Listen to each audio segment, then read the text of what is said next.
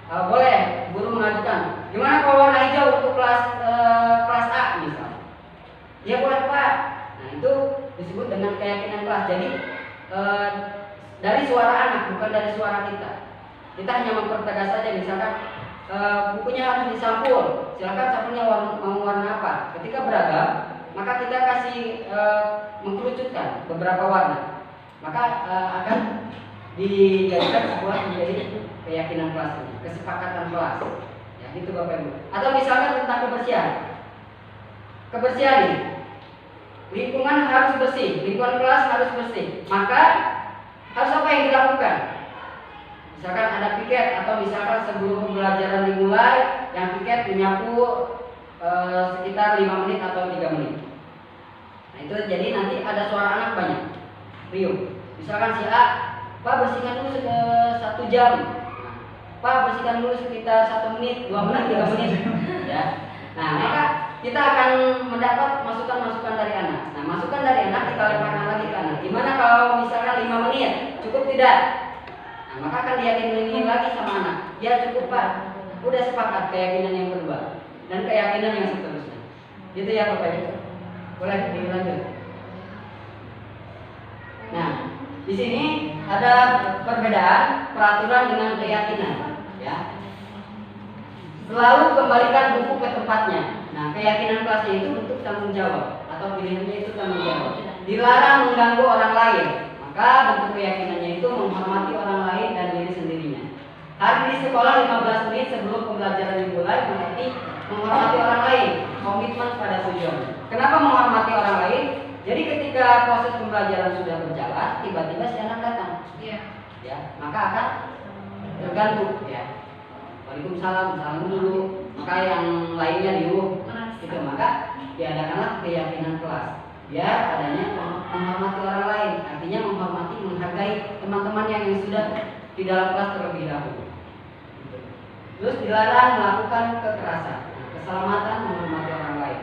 Misalkan di kelas tidak boleh berantem, berarti keyakinan kelasnya termasuk ke dalam menghormati orang lain, menghargai orang lain, menjaga keselamatan. Ya, itu Bapak Ibu. Boleh langsung dilanjut. Nah ini, jadi Bapak Ibu boleh menerapkan, ini ilustrasi saja ya. Ini bukan yang saya lakukan, cuma ini ilustrasi. Boleh menggunakan kertas. Jadi bentuk keyakinannya misalkan tidak boleh terlambat datang ke kelas. Anak menuliskan tidak boleh terlambat datang ke kelas di kertas kecil. Maka jawaban anaknya apa? Ya, keyakinan yang akan ditumbuhkannya apa? Ditulis sama anak di situ.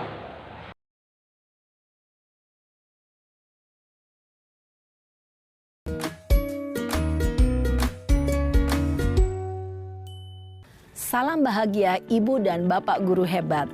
Dalam penerapan disiplin positif restitusi, salah satu program yang dikembangkan adalah 5 posisi kontrol. 5 posisi kontrol dalam restitusi adalah proses perjalanan seorang pendidik agar dapat mengenali dirinya. Pada video kali ini, kita akan membahas tentang 5 posisi kontrol yang dikembangkan oleh Diane Gossen dan contoh penerapannya.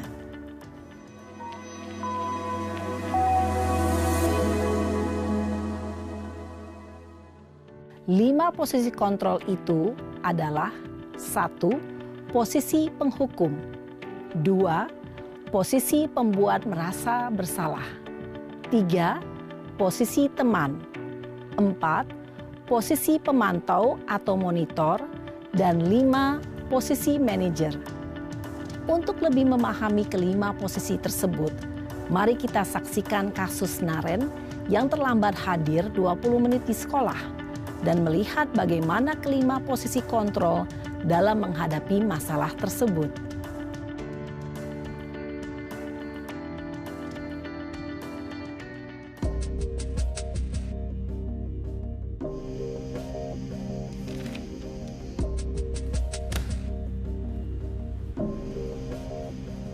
Naren! Sini kamu! Selamat pagi, Bu. Selalu terlambat. Kamu deh, pasti terlambat. Maaf, Bu. Saya... Apa? Apa coba? Alasan kamu apa lagi? Kapan sih kamu tidak terlambat? Malah sekali ya kamu jadi anak. Saya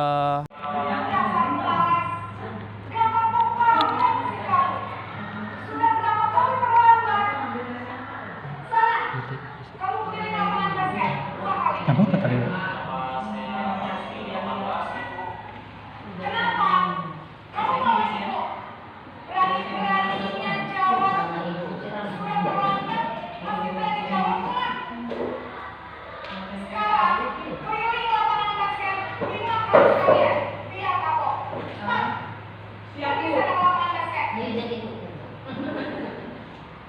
Posisi pemukul biasanya berbicara dengan nada tinggi, menghati, menyakiti, dan bisa mengubah fisik.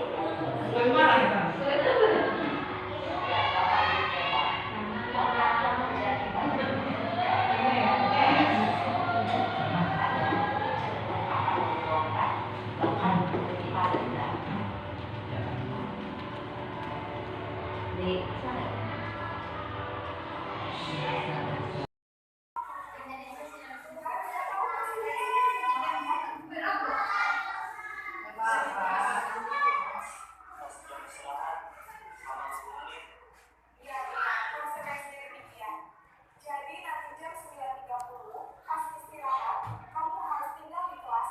Kerjakan tugas tambahan untuk ketertinggalan kamu, ya.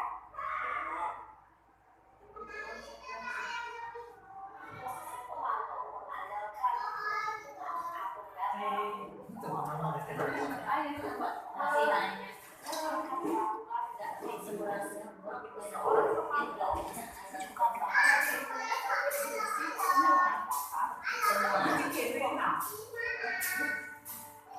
Duduk, Pak.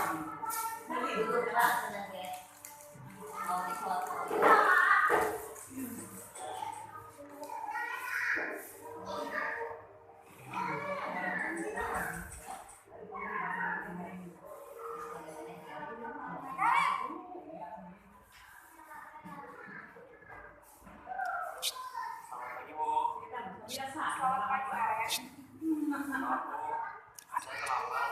Ya, sekolah masuknya jam 7, sekarang sudah jam 7.20. Jadi sekarang bagaimana ini? Maaf Bu, saya lupa alarm saya semalam. Baiklah, menurut kamu, keyakinan sekolah yang mana yang perlu kamu tingkatkan? Hargai diri sendiri dan Jadi, apakah Naren meyakini prinsip saling menghormati tersebut? iya Bu, saya meyakininya. Apakah Naren bersedia memperbaiki masalah keterlambatan ini? Bersedia Bu. Bagaimana kamu akan perbaiki masalah keterlambatan ini? Saya akan coba untuk tidak lupa menyetel alarm saya Bu. Baik, kalau Naren lupa menyetel alarm di rumah, ada orang yang kira-kira bisa bantu mengingatkan tidak? Ada Bu, kakak saya, Kak Emma. Ada lagi selain Kak Emma? Selain Kak Emma, ada ibu saya. Baik, jadi yang mengingatkan Naren adalah Kak Emma dan ibu kamu ya? Kira-kira akan mulai setel alarm kapan nih Naren?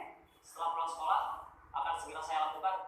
Baik, jadi Naren akan setel alarm untuk bangun besok pagi dan akan diingatkan oleh kakak dan ibunda Naren ya. Ada lagi yang mungkin perlu dilakukan Naren agar tidak terlambat bangun lagi. Tidak ada Bu. Baik Naren, terima kasih untuk kerjasama kamu. Sekarang kamu perlu kembali ke kelas untuk belajar. Baik Bu, terima kasih. posisi manajer adalah posisi kontrol dan saran yang positif, yaitu bertanggung jawab dan berbicara. Lanjut. Tujuan dari posisi adalah dapat merefleksikan tindakannya akan Ya. memberikan pertanyaan-pertanyaan bermakna sehingga gubernur dapat belajar dari kesalahannya dan mencari sebuah solusi untuk menyelesaikannya. Ibu dan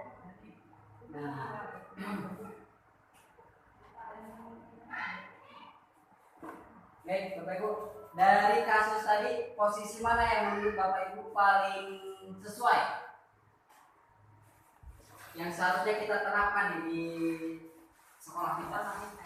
Ya. Posisi mana? Tadi ada sebagai penghukum, ada sebagai teman, ada manajer. Paling yang paling sesuai itu yang paling mau Bapak Ibu terapkan gitu.